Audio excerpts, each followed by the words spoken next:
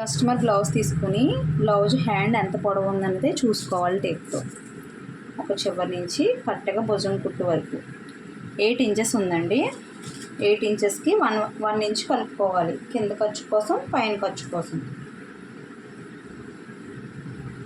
9 inches. ఇదే 9 inches ఈ చివరిని కూడా మార్కింగ్ చేసుకోవాలి. ఒక స్ట్రైట్ లైన్ అయితే తీసుకోండి.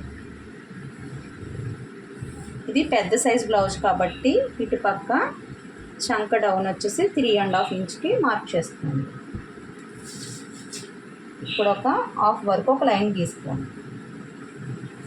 మనం బ్లౌజ్లో నడుము కొలత ఎంత వచ్చిందో ఇక్కడ అది మార్కింగ్ చేసుకోండి. 9 ఇంచెస్ వచ్చింది. ఈ పై గీత నుంచి కింద గీత వరకు ఒక మార్కింగ్ చేసుకోండి. 9 ఇంచెస్కి కరెక్ట్గా ఇక్కడ వరకు వస్తుంది. ఇక్కడైతే మనకి ఖర్చు కావాలి, ఇక్కడ క్లాత్ సరిపోలేదు. లాస్ట్లో అటాచ్ చేసుకోవాలండి. బ్లౌజ్ కుట్టుకునేటప్పుడు ఇక్కడ స్ట్రైట్గా భుజం మీద 1.5 ఇంచ్ స్ట్రైట్గా లైన్ రావాలి. ఇక్కడే డౌన్ తిప్పేస్తే ఇక్కడ చిన్న పుట్టగా లెగుస్తుంది అనమాట. ఇక్కడ స్ట్రైట్గా 1.5 ఇంచ్ ఏ బ్లౌజ్కి అయినా సరే ఇక్కడ 1.5 ఇంచ్ పెట్టుకోవాలి. ఇప్పుడు ఈ ఇంటూ కానించి ఇంటూకి ఒక స్ట్రైట్ లైన్ గీసుకోండి. ఇక్కడ వరకు ఎంత ఉందో చూడండి. 7.5 ఇంచ్ వచ్చింది. టేప్ని ఇలా ఫోల్డ్ చేస్తే కరెక్ట్గా 1/2 ఇంచ్కి ఒక మార్క్ చేసుకోవచ్చు.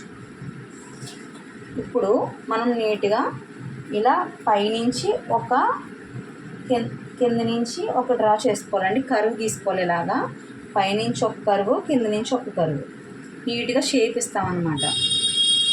ఇప్పుడు హ్యాండ్ లూజ్ చూసుకోవాలి మనం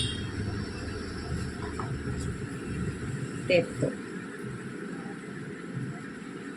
హ్యాండ్ లూజ్ వచ్చేసి 5.5 ఇంచ్ కింద మార్క్ చేసుకోవాలి. అలాగే 1.5 ఇంచ్ ఖర్చు కోసం. ఖర్చు అయితే ఇక్కడ పడుతుందండి, తర్వాత అటాచ్ చేసుకుందాం. ఇప్పుడైతే బ్లౌజ్ హ్యాండ్స్ కట్ చేసేస్తున్నాను. మనం కరువు తీసుకున్నాం కదా, అదే విధంగా హ్యాండ్స్ కట్ చేసుకోవాలి. ఈ మార్కింగ్ మాత్రం ఎలా ఉంచండి. ఇది అటాచ్ చేసిన తర్వాత కట్ చేసుకుందాం. ఇక్కడ మధ్యలో ఒక టక్స్ ఇచ్చుకోండి, సెంటర్ కాబట్టి. ఇప్పుడు ఒక 2 పొరల మీద విడదీసుకోవాలి హ్యాండ్స్ని. ఇందాక మార్కింగ్ చేసాం కదా, ఈ లైన్ని కొంచెం స్ట్రైట్గా పెట్టుకుని ఒక 3/4 ఇంచ్ వరకు, అంటే హాఫ్ కంటే కొంచెం ఎక్కువ ఇక్కడ వరకు మార్క్ చేసుకుని ఈ లైన్ ఇలా కిందకి కలుపుకోండి. ఇది వచ్చేసి ఇలాగా పై లైన్లో కలిపేసుకోండి. ఇది చంక లోతు, ఫ్రంట్ చంక లోతు.